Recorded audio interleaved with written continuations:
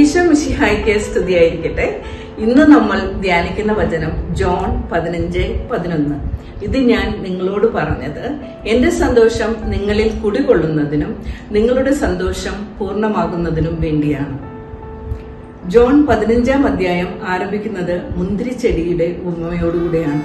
മുന്തിരിച്ചെടിയാകുന്ന ഈശോ, ശാഖകളാകുന്ന മനുഷ്യർ, കൃഷിക്കാരനായ ദൈവപിതാവ്.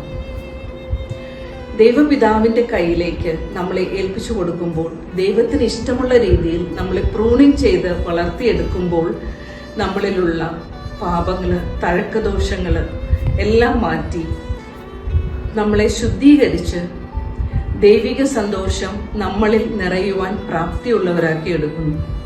ദൈവിക സന്തോഷത്തിന്റെ അടിസ്ഥാനം സ്നേഹമാണ്. ജോൺ 15:12 പറയുന്നു, ഇതാ ഒരു പുതിയ കൽപ്പന നൽകുന്നു, ഞാൻ നിങ്ങളെ സ്നേഹിച്ചതുപോലെ നിങ്ങളും പരസ്പരം സ്നേഹിക്കുവിൻ.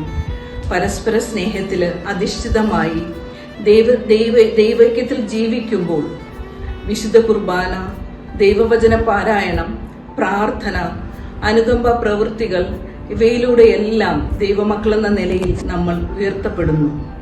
ഈ നോമ്പ് കാലത്ത് ഈ വിശുദ്ധിയിലൂടെ നമുക്ക് വളരാം.